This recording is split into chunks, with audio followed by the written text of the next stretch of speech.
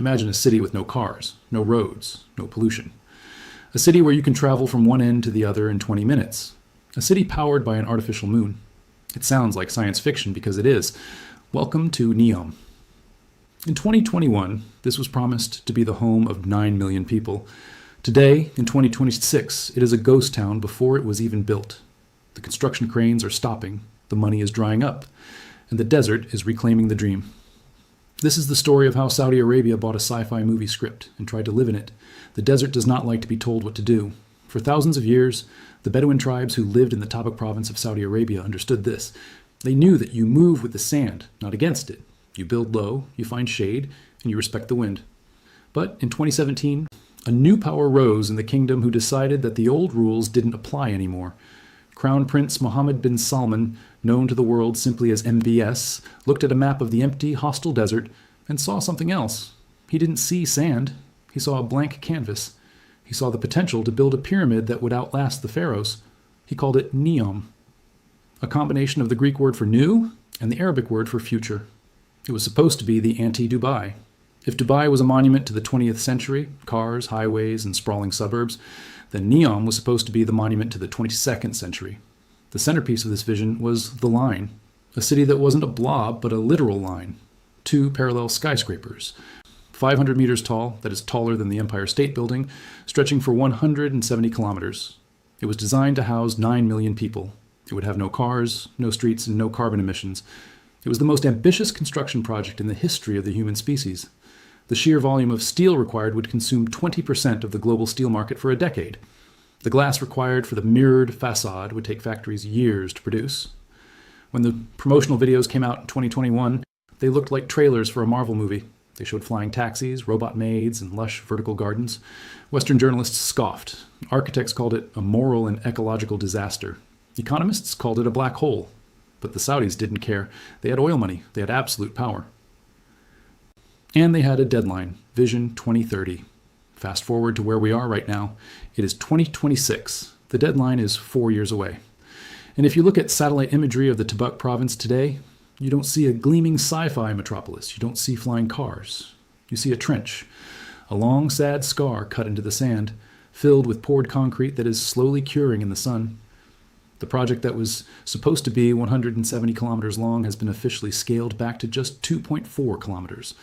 The population target for 2030 has dropped from 1.5 million people to fewer than 300,000.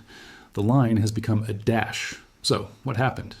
How did a country with infinite money fail to build a wall?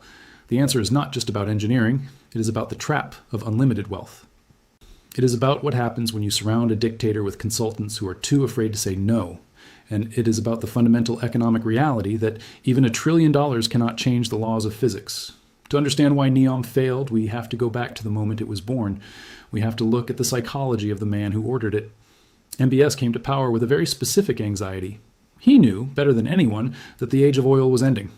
He looked at the history of his country and saw a ticking clock. Saudi Arabia sits on a sea of crude oil, but the world is moving to electric vehicles, solar power, and nuclear energy. He knew that if Saudi Arabia didn't diversify its economy within 15 years, it would return to being what it was a century ago, a poor, forgotten patch of sand. He looked at his neighbors. He looked at Dubai. Dubai has almost no oil, yet it is the richest, most vibrant city in the region. Why? Because Dubai built an economy based on tourism, finance, and logistics. Dubai became the Singapore of the Middle East. MBS wanted that.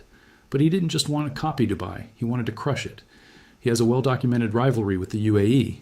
He wanted to build something so spectacular, so impossible, that every tourist, every banker, and every tech CEO would ignore Dubai and fly to Riyadh instead. But there was a problem. Riyadh is a conservative, landlocked city. It has religious police. It has strict laws. It is not exactly a party destination for Western expats. So MBS decided to carve out a state within a state. Neom was designed to have its own laws, its own judicial system, and its own culture. It was rumored that alcohol would be legal there. It would be a semi-autonomous zone where the strict Wahhabist rules of the kingdom didn't apply. It was a desperate attempt to create a Western city on Saudi soil without upsetting the religious clerics in the capital. He hired the best consultants in the world. McKinsey, Boston Consulting Group, Oliver Wyman. They flocked to Riyadh like moths to a flame. Why? Because the fees were insane. There is a story reported by the Wall Street Journal that sums up the insanity of the planning phase. MBS would hold meetings at his seaside palace. He would point to a map and say, "I want to build the pyramids of the future." The consultants, earning thousands of dollars an hour, would nod and say, "Yes, Your Highness." One architect suggested a circular city. MBS said no. Another suggested a series of connected hubs. MBS said no. He wanted something iconic. He wanted a structure that could be seen from space. He reportedly said, "I want to build my pyramids." And thus, the line was born. The concept was theoretically efficient. If you arrange a city in a line, you only need one high-speed train running underneath it. You don't need intersections. You don't need traffic lights. It is the ultimate efficiency. But the moment you show that design to a structural engineer, they start sweating. And let's talk about the wind. The desert floor of Tabaq experiences high winds. If you build a solid wall that is 500 meters tall, taller than the Eiffel Tower, you are essentially building a giant sail. The wind load on that structure would be catastrophic. To keep it from falling over, the foundation would need to be miles deep. Then there is the light. If you live in a canyon that is 500 meters deep and only 200 meters wide, the bottom of that canyon will never see direct sunlight.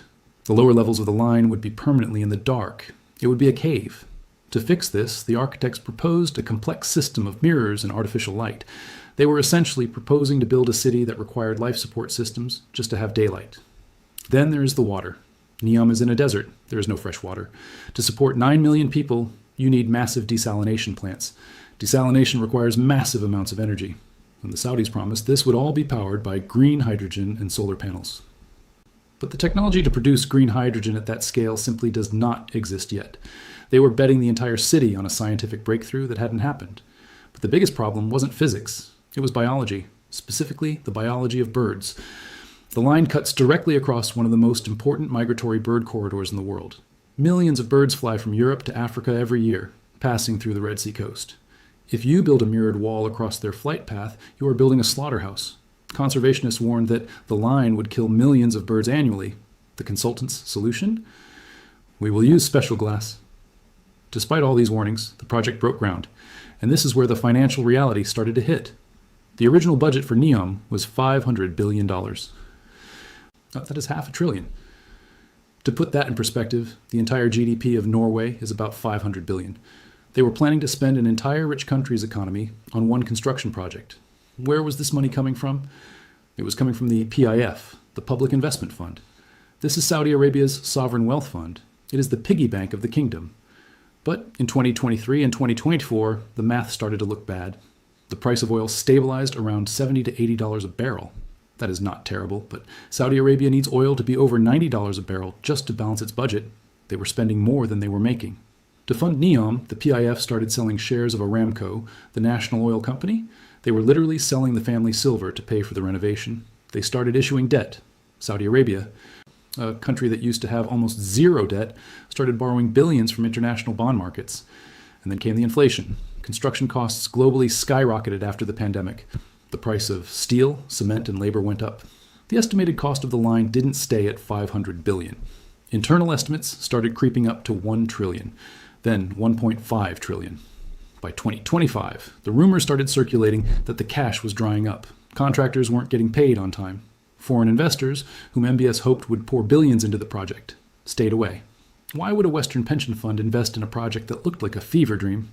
They looked at the risks, human rights, environmental, financial, and they said, no thanks. This left Saudi Arabia footing the entire bill alone. And that brings us to the great scale back of 2024 and 2025. The news broke quietly at first. Bloomberg reported that the government was reassessing the timeline. Then the numbers came out. The 170-kilometer goal was slashed to 2.4 kilometers. Think about that. That is a reduction of 98%. Imagine if the United States promised to build a highway from New York to Los Angeles, and then after spending billions of dollars, they announced, actually, we are just going to build it from New York to New Jersey. It was a humiliation. But the Saudi propaganda machine went into overdrive. They claimed this was always the plan. They claimed they were building it in modules. They tried to spin the 2.4 kilometer segment as a pilot phase. But the reality on the ground told a different story. We have satellite photos. We have reports from workers. The site of the line is currently a hive of confusion. You have thousands of excavators digging a trench that goes nowhere. You have foundations being poured for buildings that might never be finished. And then there's the human cost. This is the part of the story that the glossy brochures don't show you. The land where Neom is being built was not empty. It was the ancestral home of the Huaytat tribe. These people have lived in the Tabuk Desert for centuries. They are Bedouins. They graze camels. They know the land better than any consultant. When the government surveyors arrived, the Huaytat were told to leave. They were offered compensation, but many refused. They didn't want money. They wanted their home. The response from the state was brutal. Security forces moved in. Abdul Rahim al-Huwaiti, a tribal leader who posted videos on social media criticizing the displacement, was shot and killed by security forces in his own home. Later, Saudi courts sentenced several members of the tribe to death for resisting the eviction. This cast a dark shadow over the city of the future. How can you build a utopia on a foundation of blood? This PR disaster made it even harder to attract Western talent. Top executives didn't want to move their families to a city that was effectively a crime scene. So let's look at the ghost town that exists today in 2026. What has actually been built? There's a palace for the king. There's a golf course. There's the hidden marina, the 2.4-kilometer stub that is currently under construction. But the grand vision, the mirrored wall stretching to the horizon, it is dead. It is financially impossible. The tragedy here is that Saudi Arabia could have used this money to actually transform their country. For $1 trillion, you could build world-class universities in every Saudi city. You could build a network of nuclear power plants to provide limitless clean energy. You could irrigate the desert using proven technology, not sci-fi mirrors. You could have turned Jeddah and Riyadh into livable, walkable modern cities. Instead, they fell for the mega-project trap. The mega-project trap is a psychological phenomenon that affects dictators and absolute monarchs. It is the belief that a single, massive, photogenic project can solve complex structural economic problems. We saw this in Brazil in the 1960s when they built Brasilia. They built a futuristic capital in the middle of the jungle. It looked great from an airplane. It is shaped like a bird, but it was a disaster to live in. It was designed for cars, not people.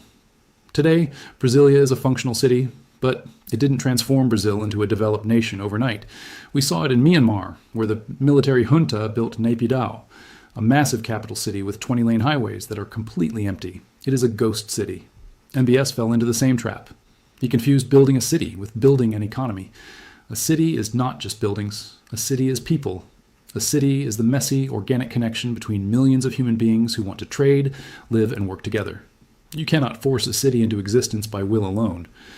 Dubai worked because it grew organically around a trade port. It started small and grew as the demand grew. Neom tried to do the opposite. It tried to manufacture demand out of thin air. Now, let's talk about the fallout. What happens to Saudi Arabia now that the dream is collapsing? The financial damage is real. The PIF has burned through tens of billions of dollars on feasibility studies, excavation, and marketing. That is money that is gone forever. It is a sunk cost. The danger now is the sunk cost fallacy. This is when you keep throwing money at a failing project because you're too embarrassed to quit. MBS cannot cancel Neom. He has staked his entire reputation on it. If he cancels it, he admits failure. In an absolute monarchy, you cannot admit failure. So the project will likely enter a zombie phase. They will slow down construction to a crawl. They will finish the small 2.4-kilometer section and declare victory. They will open it with a massive fireworks display. They will pay influencers to visit and post TikToks about how amazing it is, but it will be a Potemkin village, a movie set. It won't be a real city. It will be a resort for the super rich, subsidized by the Saudi state. It will essentially be the world's most expensive hotel. Meanwhile, the rest of the Vision 2030 plan is suffering. Because Neom sucked up so much oxygen and cash, other projects have been neglected. The Red Sea project, a luxury tourism development, is seeing delays. The Qiddiya entertainment city is behind schedule. The Saudi budget is back in deficit. In 2025, they posted a $27 billion deficit. To fill the hole, they are cutting domestic subsidies. They are raising taxes, VAT, on Saudi citizens. This breaks the social contract. For decades, the deal in Saudi Arabia was the royal family keeps all the power, but the citizens get tax-free living and cheap gas. Now, the citizens are paying taxes to fund a glass wall in the desert that they will probably never live in. That is a dangerous recipe for political instability. The irony is that the anti-Dubai strategy has actually helped Dubai. While Saudi Arabia was distracted with its sci-fi fantasies, Dubai kept doing what it does best, being practical. Dubai doubled down on being a safe haven for capital. When Russia was sanctioned, Russian money went to Dubai. When Europe stagnated, European entrepreneurs moved to Dubai. Dubai didn't build a 170-kilometer line. They just expanded their airport and kept taxes low. Investors look at Neom and see risk. They look at Dubai and see stability. By trying to kill Dubai, MBS reminded everyone why Dubai works. Let's dig deeper into the Dubai envy, because this is the psychological engine of the entire disaster. To understand NEOM, you have to understand the specific insecurity of the Saudi leadership regarding the UAE. For decades, Saudi Arabia was the big brother. It was the giant. The UAE, and specifically Dubai, was the little brother. But in the early 2000s, the little brother started getting all the attention. Dubai built the Burj Khalifa. It built the Palm Jumeirah. It created Emirates Airline. Suddenly, when people thought of the Middle East, they didn't think of Riyadh. They thought of Dubai. This drove the Saudi leadership crazy. They saw Dubai as vampiring the region's wealth. Multinational companies put their HQs in Dubai, not Riyadh. Consultants lived in Dubai and flew to Riyadh for meetings. MBS issued a decree in 2024, Project HQ. He told foreign companies, if you want government contracts in Saudi Arabia, you must move your regional headquarters to Riyadh. You have to leave Dubai. It was a strong-arm tactic, but NEOM was supposed to be the carrot to that stick. The idea was, don't just move to Riyadh, which is boring. Move to NEOM, which is the future. But they fundamentally flocked up the value proposition. Dubai's value proposition is freedom and ease. You can drink a beer, you can wear a bikini on the beach, you can set up a company in 24 hours. The courts use English common law. NEOM promised all of that, but with a catch. It is still in Saudi Arabia. Investors asked, what happens if I criticize the king in NEOM? Do I get arrested? The answer was ambiguous. What happens if the political winds change in Riyadh? Does NEOM lose its special status? Capital hates uncertainty. Dubai offers certainty. The Al Maktoum family in Dubai has proved for 30 years that they will put business first. The Saudi track record is different. The Ritz-Carlton purge of 2017, where billionaires were locked in a hotel until they gave up their assets, is still fresh in the memory of every investor. You cannot build a free zone inside an autocracy and expect people to trust it completely. Trust takes decades to build and 1 second to destroy. NEOM was trying to speed-run trust. They thought if the buildings were shiny enough, people wouldn't notice the political risk. They were wrong. Furthermore, let's look at the cannibalization effect. By trying to build a massive tourism hub in NEOM, Saudi Arabia is competing with itself. They are building another massive luxury resort called the Red Sea Project just down the coast. They are building Amala. They are building Alala. They are flooding the market with luxury desert tourism supply. But where is the demand? How many people want to spend $10,000 a week to vacation in the Saudi desert in July? The temperatures hit 45 degrees Celsius, 113 degrees. Dubai struggles with this too, but Dubai has indoor ski slopes, massive malls, and a localized expat population to keep the economy moving in the summer. NEOM was designed for tourists, but it forgot the residents. A city cannot survive on tourists alone. It needs a middle class. It needs teachers, plumbers, nurses, and shopkeepers. Where were these people going to live in the line? The designs showed luxury condos and AI-powered apartments. They didn't show the affordable housing for the thousands of service workers needed to run the city. In Dubai, the service workers live in Dera or Sharjah in cheaper accommodations. In a linear city contained in a glass wall, there is no cheap suburb. Every square foot is premium real estate. So, where do the cleaners live? Do they live in a shanty town outside the wall? If so, you haven't built a utopia. You've just built a castle with a moat. You have reinvented feudalism with LED lights. This lack of basic urban planning reality is why the 2.4-kilometer pullback was inevitable. They realized that to make the city functional, they needed boring stuff: warehouses, logistics centers, bus depots, things that don't look cool on Instagram. The hidden marina, the part they are actually building, is essentially just a resort. It is a place for yachts to park. It is manageable. It is realistic. But it is not a civilizational revolution. It is just another heavy construction project in a region full of them. The dream of the cognitive city, where the walls talk to you and your luggage is delivered by drones, has been replaced by the reality of pouring concrete in the heat. And this brings us to the final hidden cost, the opportunity cost. Economics is the study of trade-offs. If you spend $1 on X, you cannot spend it on Y. The $1 trillion allocated to NEOM is $1 trillion that was not spent on education reform. It was not spent on healthcare. It was not spent on small business grants for young Saudis. Saudi Arabia has a massive youth unemployment problem. Half the population is under the age of 30. They need jobs, real jobs, not consultant for a fake city jobs. NEOM promised to create 380,000 jobs by 2030, but most of those jobs are construction jobs done by foreign labor, or high-end tech jobs done by foreign expats. It offered very little for the average Saudi graduate with a degree in history or sociology, By betting the house on Neom, MBS missed the chance to build a boring, robust middle-class economy.